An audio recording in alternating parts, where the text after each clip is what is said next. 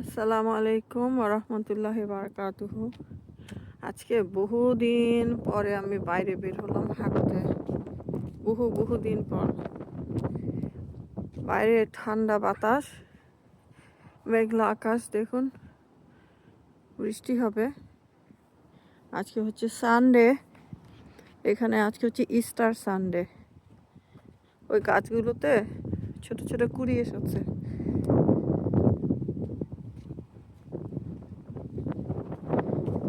আমুসা আমাকে জিজ্ঞেস করছে, মামি ওয়ার আর ইউ গোয়িং। তার বাবা যে দিনের মধ্যে 14 বার করে বাইরে যাচ্ছে একবারও জিজ্ঞেস করে না, কিন্তু যেই দেখেছে আমি জ্যাকেট পরেছে অমনি জিজ্ঞেস করছে, mummy where are you going.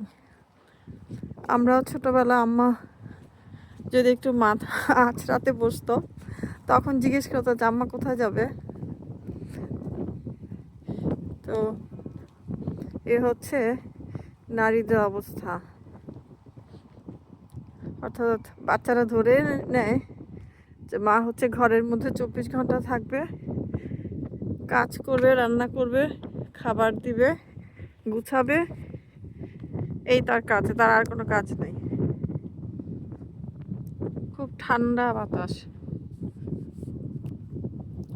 Temperature হয়তো বা 4 ডিগ্রি সেলসিয়াস হবে মনে হচ্ছে আর কি। ঠান্ডা বাতাসটায়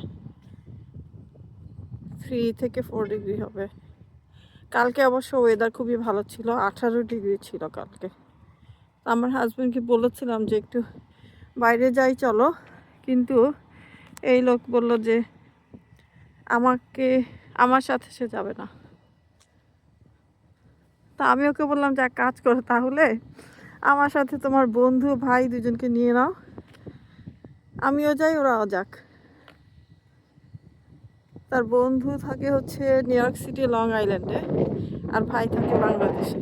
বললাম তাদের তো এখন নেওয়া যাবে না, তাহলে কী করা, গেল না কিছুতে। আমি ভেবেছিলাম যে মুসাকে একটু, বাচ্চাটা এতদিন ধরে অসুস্থ, জাস্ট একটু বাইরে,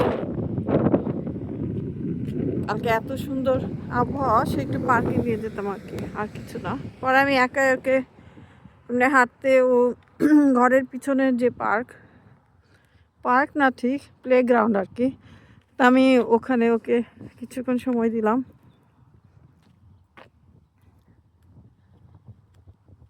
life is difficult, very difficult. মানে ছোট অবস্থায় যখন আমরা স্কুল কলেজে পড়তাম আর কি, তখন লাইফ ছিল শুধু পড়ালেখা, পরীক্ষায় ভালো নম্বর পাওয়া, এই আর কিছু না। টিভিতে বিভিন্ন শো হলে সেগুলো দেখা, ওর মধ্যে লাইফ সীমাবদ্ধ ছিল। লাইফের আসল চেহারাটা হচ্ছে এই মাঝ বয়সে, বিয়ের পরে। বিয়ের আগের লাইফটা আসলে কোনো লাইফই না। তো একটা মেয়ে দেখলাম যে সে বাংলাদেশে একটা প্রাইভেট মেডিকেল কলেজের পড়তো, সেখানে she killed herself। এগুলো কোনো ব্যাপারই না আসলে, এই যে ওই স্ট্রাগলগুলো তেমন কোনো ব্যাপার না আসলে। বিলিভ মি, যারা ম্যারিড তারা বুঝবে যে আসলে লাইফে ম্যারেজের পরে কত ধরনের প্রবলেম ক্রিয়েট হয়। আপনার যদি একটা স্পাউস হয়, মানে আপনার যিনি হচ্ছে আপনার মন বুঝবে এবং কোঅপারেট করবে, দেন লাইফ অত বেশি স্ট্রাগল না, বিউটিফুল হবে, স্মুথ, পিসফুল, ট্র্যাঙ্কুইলিটি থাকবে, বাচ্চাদের জন্য বেটার হবে। কিন্তু যদি আপনার এমন একজন স্পাউস হয়, মানে হাজব্যান্ড হয়, যিনি হচ্ছে আপনার হাউস হোল্ড অ্যাক্টিভিটিস বা লাইফের যে যত ডিসিশনস আছে সেগুলোতে কোঅপারেট করবে না, তার নিজের সংসারে তার মনোযোগ থাকবে না, তখন দেখবেন যে এইভাবে আপনি লাইফটাকে চালাতে খুবই ডিফিকাল্ট হবে। কারণ চাইলেই আসলে আপনি ইচ্ছা করলে ডিভোর্সে চলে যেতে পারবেন না। এই যে নায়ক নায়িকারা হুটহাট ডিভোর্সে চলে যাচ্ছে, একদিক দিয়ে ভালো, তারা একেবারে বিগিনিংয়ে যখন বোঝে যে না এই লোকটার সাথে আসলে ঠিক সুবিধা হচ্ছে না, ওরা কিন্তু আমাদের মতো ওয়েট করে না, বা একটু দেখি, চেষ্টা করে দেখি হবে হয়তো, বা এই ধরনের দোটানার মধ্যে ওরা থাকে না, ওরা কোনো সুযোগের দিকেই যায় না। আমি মনে করি এটা একদিক দিয়ে খুবই ভালো। অর্থাৎ আপনি একটা দোকানে গেলেন কিছু কিনতে, গিয়ে একটা ড্রেস দেখলেন, আপনার হয়তো বা ড্রেসটা মাপ দিয়ে দেখলেন আপনার জন্য টাইট হচ্ছে, অথবা অনেক বেশি লুজ হচ্ছে। এখন আপনি ভাবলেন যে আচ্ছা ঠিক আছে, টাইট হলে আমি দিয়ে দর্জি দিয়ে একটু লুজ করে নিব, আর লুজ হলে আবার একটু টাইট করে নিব। এই ঝামেলায় না যে ড্রেসটা আপনি কিনলেনই না, সেটাই কিন্তু আসলে মানে পারফেক্ট। কিন্তু আমরা যারা মানে ওইভাবে রেস না, আমরা কি করি যে আচ্ছা ঠিক আছে কোনো রকমে চালিয়ে নিব, আচ্ছা নিলাম, আমার সাইজ যা লাগে তার থেকে এক সাইজ বড়, ঠিক আছে একটু ছোট করে নিব, এক সাইজ ছোট একটু খুলে বাড়িয়ে নিব। তো ওইভাবে আসলে জোড়াতালি দিয়ে জীবন যদি চালাতে হয়, সেটা সব সময় মঙ্গলজনক হয় না, আপনার পরবর্তী প্রজন্মের জন্য ভালো হবে না, বাচ্চাদেরকে অ্যাফেক্ট করবেই। তো এটা হচ্ছে অনেক পরিবার এটা বোঝে না, অনেক বাংলাদেশের সমাজ ব্যবস্থা টেনে টুনে জোড়াতালি দিয়ে যেভাবেই হোক একটা পরিবারের ছবি দেখতে চায়, যে ঠিক আছে পরিবারটা ইনট্যাক্ট, এটাই মনে করে যে একটা বিরাট উইন। এটা অ্যাকচুয়ালি উইন সিচুয়েশন না। জোড়াতালি দিয়ে কোনো কিছুই আসলে ঠিকমতো চলে না। এখান থেকে স্নো চলে গিয়েছে, আমাদের এপ্রিল মাস কিন্তু এখনও একবার উইন্টার ওয়েদার, একবার স্প্রিং ওয়েদার। দেখেন পানিগুলো আমার পরিষ্কার হচ্ছে, স্নোটা নাই। আজকে হাঁসগুলো দেখতে পাচ্ছি না, এখানে সাধারণত অনেক হাঁস থাকে।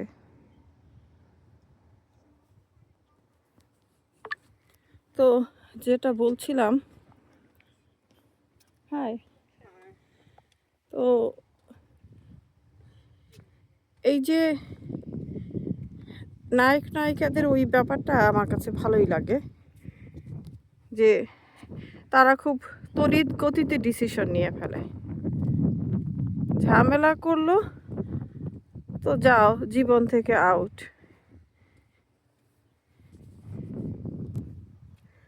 আবার খুব দ্রুত গতিতে দেখা যায় 1 বছরের মধ্যে আবার আরেকটা বিয়ে করে ফেলে। দুই ক্ষেত্রে, মানে পুরুষের ক্ষেত্রেও নারীর ক্ষেত্রেও। আর আমরা টেনে হিচড়ে হামাগুড়ি দিয়ে যেভাবেই হোক মনে করে যে আচ্ছা ঠিক আছে সকালটা খারাপ গিয়েছে, মনে হয় রাতটা ভালোই যাবে, আবার রাতটা খারাপ গিয়েছে, ঠিক আছে পরবর্তী সকালটা ভালোই যাবে, হয়তো বা আজকের দিনটা খারাপ ছিল, কালকে ইনশাল্লাহ ভালো হবে। এইভাবে করতে করতে আমাদের বছর বের হয়ে যায়, জীবনের অর্ধেক চলে যায়, শেষ মুহূর্তে আমরা এইভাবে করতে করতেই দেখা যায় শেষ মুহূর্তে চলে আসি। That's not good for anybody actually.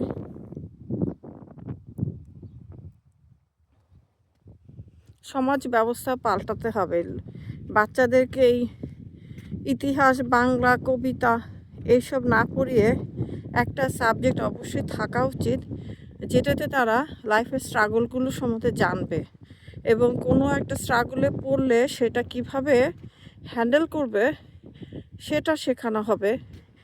এরপরে মানসিক শিক্ষার একটা চ্যাপ্টার থাকবে, যেখানে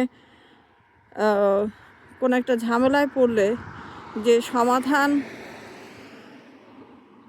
নিজেকে শেষ করে ফেলাটা যে সমাধান না, সেটা আমাদেরকে শেখানো হবে। কিন্তু সেই জিনিস আসলে শেখানো হয় না। কত সাবজেক্ট ছিল স্কুলে, কলেজে। এক স্ট্যাটিস্টিক্স ডায়নামিক্স পড়তে পড়তে অবস্থা খারাপ হয়ে গেছিলো, কিছুই বুঝতে পারতাম না, এগুলো এত কঠিন ছিল, সেগুলো জীবনের কোনো কাজেই লাগে না। ভূগোল, সারা দুনিয়ার ভূগোল পড়তে হচ্ছে, এই দেশের ম্যাপ ওই যে কী কাজে লেগেছে বলুন? কোনো কাজেই লাগেনি, পুরোই লস। আমি আবার ভূগোল কোচিংও করেছি, বড় বড় ম্যাপ আঁকতাম। আমার হাত একদম ঠান্ডা বরফ হয়ে গেছে, এত ঠান্ডা লাগবে আমি আসলে বুঝিনি।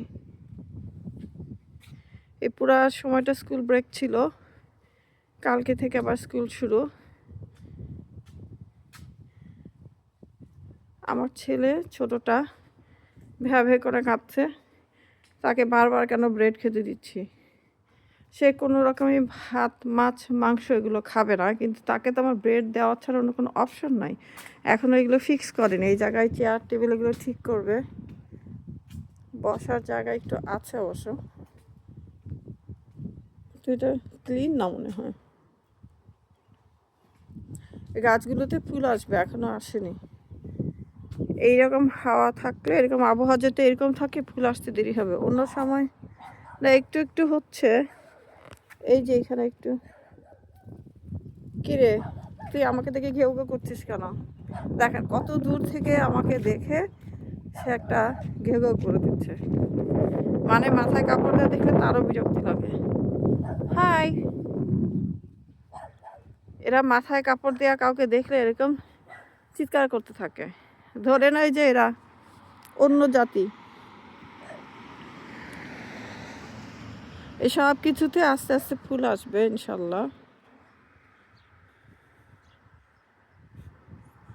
আকাশটা কেমন অন্ধকার পুরোপুরি। তা আপনার আশেপাশে যদি কাউকে দেখেন যে আসলে কোন ধরনের স্ট্রাগলের মধ্যে দিয়ে যাচ্ছে, টাকা দিয়ে হেল্প করতে হয় না, আপনি তার সাথে কথা বলুন, তারকে সময় দিন, সমস্যাটা সে যদি শেয়ার করে আপনি শুনুন, কোনোভাবে যদি হেল্প করতে পারেন হেল্প করুন। অন্যের বিপদে যদি আপনি দাঁড়ান, তাহলে কখনো দেখবেন আপনার বিপদে আরেকজন দাঁড়াবে। ভাববেন না যে আপনার কোনোদিন বিপদ হবে না, সবার বিপদ তো একরকম হয় না, তাই না? এক একজনের বিপদ এক এক রকম।